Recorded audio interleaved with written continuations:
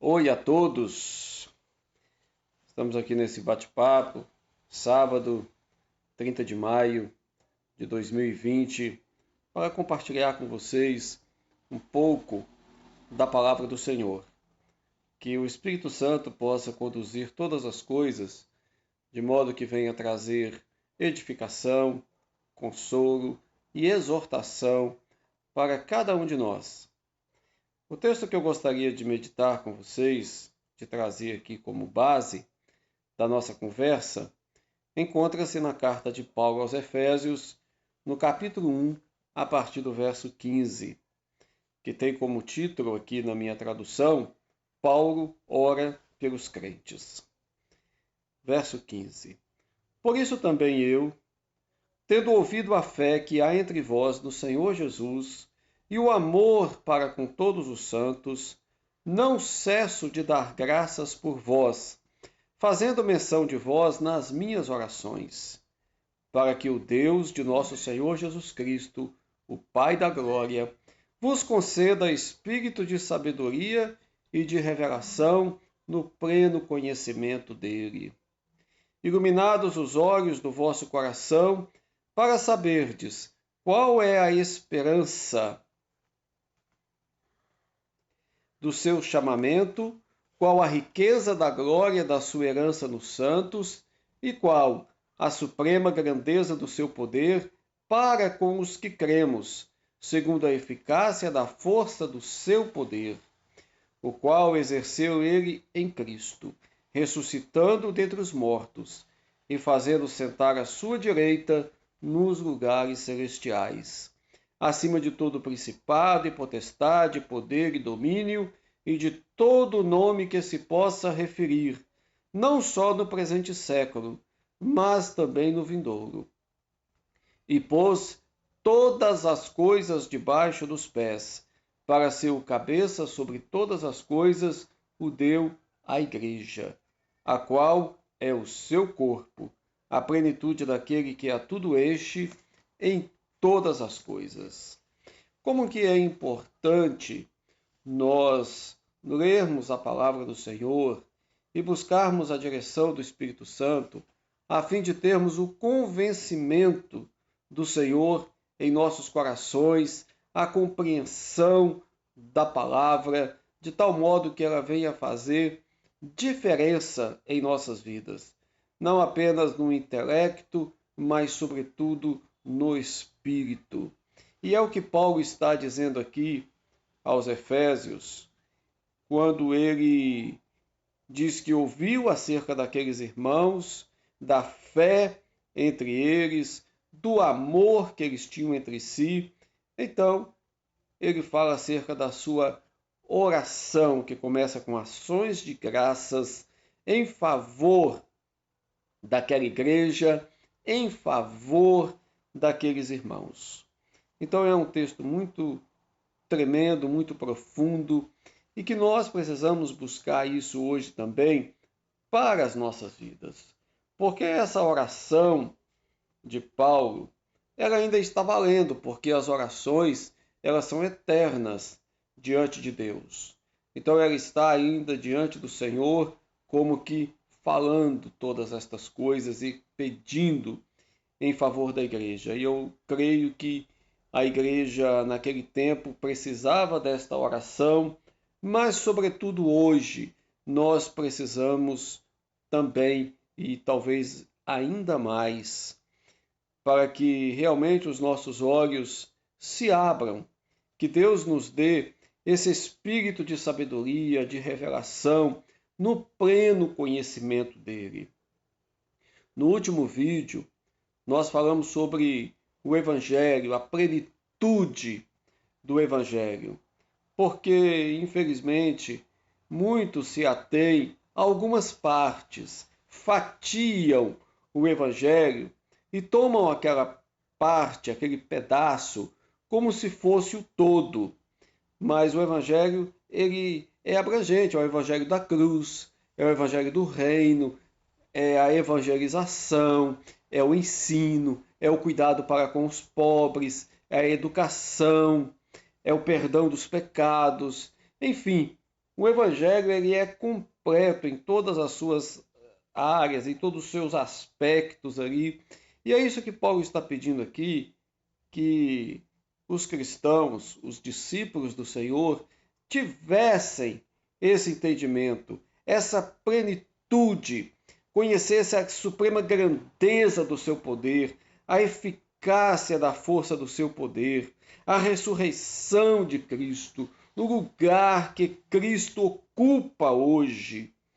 Porque nós pensamos assim: Cristo está no céu, Cristo está aqui na minha vida, Cristo está entre nós, Cristo está onde 2 ou 3 invocam o seu nome, mas há um aspecto muito importante na presença de Jesus Cristo sobre todas as coisas.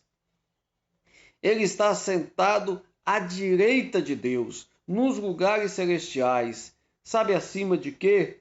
De tudo. Todo principado, potestade, poder, domínio, todo nome que se possa referir no presente século, no vindouro, e tudo está debaixo dos pés de Jesus Cristo. Todas as coisas. E Jesus foi dado como cabeça da igreja, e a igreja foi dada a Cristo como seu corpo, a plenitude daquele que enche todas as coisas. Como que é importante nós compreendermos isto, o lugar que Cristo ocupa e o lugar que a igreja ocupa. Nós sabemos que existe vários aspectos aqui que também precisamos entender, porque Deus ele tem o seu modo de agir, ele tem o seu modo de trabalhar no meio do seu povo. Ele, como ourives, ele se assenta para purificar, como ourives que purifica o ouro, como que purifica a prata. Assim são as nossas vidas, pois fomos garimpados lá do mundo, viemos cheios de impurezas. Trazemos o ouro, nós somos ouro, mas o ouro bruto que precisa ser derretido, que precisa ser purificado de suas escórias, a fim de ser apresentado como joia pura e preciosa ao Senhor. E Deus ele tem um modo de fazer isso, ele tem uma maneira de fazer isso. E nós vemos que logo no início, quando a gente pega a história da igreja, e eu digo aqui que a história da igreja é fascinante. Como seria importante que cada um hoje tivesse assim conhecimento, ainda que vago, ainda que pelo menos superficialmente, da história da igreja, para que entendesse realmente tudo que a igreja já passou aqui nesta terra, o que está passando hoje, o destino da igreja. Quando Jesus estabelece a igreja, ele diz: sobre esta pedra edificarei a minha igreja, e as portas do inferno não prevalecerão contra a igreja. Jesus é chamado à parte por Pedro para que Jesus evitasse a cruz, porque Jesus já estava dizendo para os seus discípulos as coisas concernentes à sua crucificação, à sua morte, mas também à sua ressurreição. Mas olha só, nós ouvimos as coisas, mas prestamos atenção só numa parte. Isso acontece, isso é comum. Provavelmente você vai ouvir esse vídeo aqui de alguns minutos e você vai prestar atenção, você vai pegar uma parte e vai esquecer das outras partes. Isso é natural. Às vezes algo chama atenção, você pinça aquilo e toma aquilo como o que foi dito. Mas não foi dito apenas aquilo, foi dito muito mais. E assim acontece quando a gente lê um livro, quando a gente assiste um noticiário, quando, enfim, ouvimos uma história. E desse ensinamento de Jesus aqui para Pedro, Pedro pinçou uma parte e ele esqueceu que Jesus estava falando de mais coisas. É como se a pessoa travasse. Ele vai ouvindo, aí ele ouve algo que ele considera forte, ele trava ali naquele pedaço e não continua escutando o restante. Isso é até um perigo, eu quero abrir aqui um parêntese, quando nós conversamos com as pessoas. Nós conversamos com as pessoas pensando no que vamos responder. Nós não ouvimos. Isso é ruim. É importante que nós sejamos bons ouvintes. Ou seja, quando você estiver falando com uma pessoa, preste atenção da primeira palavra até a última. Não interrompa. E outra coisa, não trave numa palavra, porque acontece o seguinte, você vai ouvir uma pessoa, ela diz algo, aí você trava ali. Aí você fica pensando como responder aquela palavra. E não dá ouvidos que nas palavras seguintes, nas frases seguintes, já vem a resposta. Então Pedro travou na palavra crucificação, morto e crucificado. E não ouviu o restante da frase, não ouviu o restante do ensinamento de Jesus Cristo. Então ele toma Jesus à parte e diz, Senhor, de maneira nenhuma isso vai acontecer, porque ele estava travado na questão da morte, da crucificação. E não prestou atenção que Jesus iria ressuscitar. Olha só como que nós perdemos coisas importantes quando nós deixamos de ouvir. É verdade que existe a morte por crucificação, mas é verdade também que existe a ressurreição. Paulo vai falar aqui na frente, tem uma passagem lá em Romanos, capítulo 8, que ele fala sobre os sofrimentos do tempo presente. Não são para comparar com a glória que há de ser. Então, quando a gente pensa na igreja, hoje, a igreja ela tem uma característica muito forte, indesejada até, que é a perseguição, o sofrimento. Nós fomos enviados como ovelhas para o meio de lobos. E até há uma passagem que Jesus disse que nós seremos odiados de todas as nações, de todos os povos, por causa do nome de Jesus.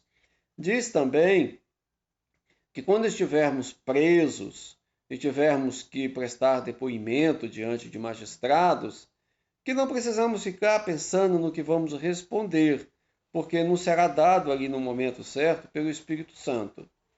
Então nós trazemos aqui algo, uma palavra. A igreja, ela tem como vocação o sofrimento. O sofrimento faz parte do propósito de Deus para nos purificar e outra coisa também, peneirar aqueles que verdadeiramente são seus. Entenderam? Porque todos podem ser chamados. Jesus disse, muitos são chamados, mas os escolhidos são poucos. E Jesus nos conta assim de várias parábolas, que através dessas palavras, ele nos ensina acerca do reino de Deus. Ele fala sobre que Jesus, o Senhor, Jesus disse, quando vier na sua glória, ele vai separar os bodes das ovelhas. Então, aos bodes, Jesus dirá, apartai-vos, malditos. Tive fome, não me deste de comer e tal. As ovelhas dirás, vinde benditos de meu Pai para o gozo eterno, que foi preparado desde a fundação do mundo, porque tive fome, me deste de comer, estive nu e me vestistes. E eles perguntaram, quanto foi que te fizemos isto? Foi quando fizeram a um dos pequeninos. Então nós vemos um ensinamento aí de que existe no final uma separação. Jesus também disse que o reino dos céus é como aquele homem que planta uma boa semente no campo e vai descansar, vai dormir. E à noite vem o inimigo e semeia o joio. Então o joio cresce no meio do trigo. Então somente na ceifa final, somente no fim do mundo, virão os anjos e separará o trigo e recolherá no celeiro. E o joio será queimado com fogo inextinguível. Jesus também conta aquela passagem da distribuição dos talentos, que chama os servos, o Senhor, que vai para uma terra distante conquistar um reino, chama os seus servos e distribui para eles talentos. Então, quando o Senhor volta, chama eles para o ajuste. Então, o que ele faz? Aquele que recebeu o talento e trabalhou, ele se esforçou e ele multiplicou aquele talento, recebe o elogio do Senhor. Servo bom e fiel, foste fiel no pouco, sobre o muito eu te colocarei, entra no gozo do seu Senhor. Mas aquele que pegou o talento e escondeu, e quando o Senhor diz: Ah, Senhor, eu sei que o Senhor é homem perverso, que o Senhor colhe onde não semeia. E aqui está o seu talento. Por quê? O que ele fez? Ele pegou aquele talento e enterrou. E ele é chamado de mau servo, servo infiel.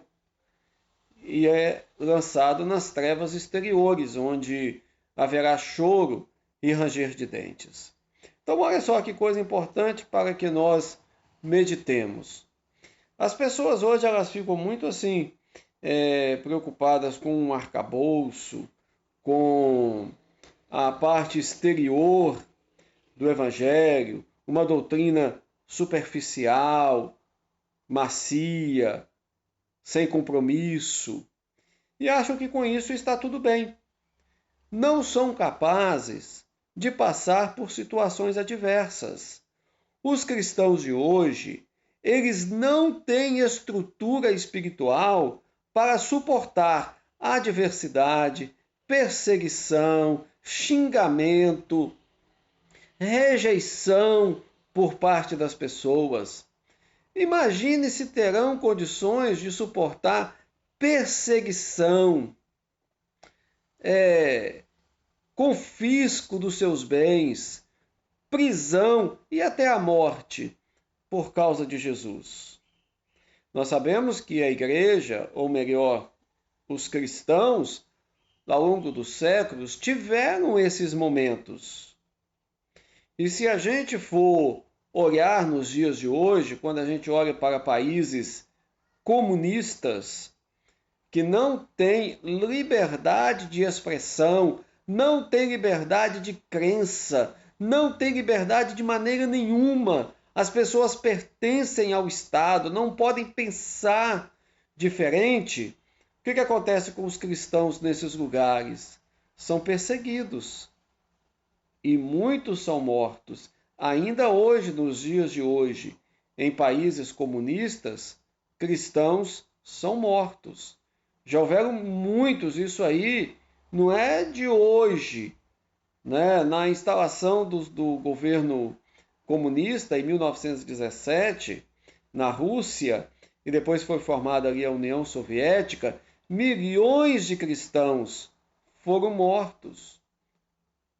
Pais de família foram separados e foram levados para prisões em lugares distantes, totalmente separados da sua família. Muitos foram para a Sibéria, onde morreram, e os seus filhos pequenos foram entregues a orfanatos para serem reeducados.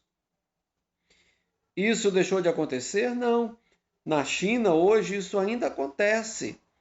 Muitos cristãos, a igreja lá, ela não se reúne igual a gente pode reunir aqui, expressar publicamente a fé. Não, os cristãos, eles se reúnem clandestinamente.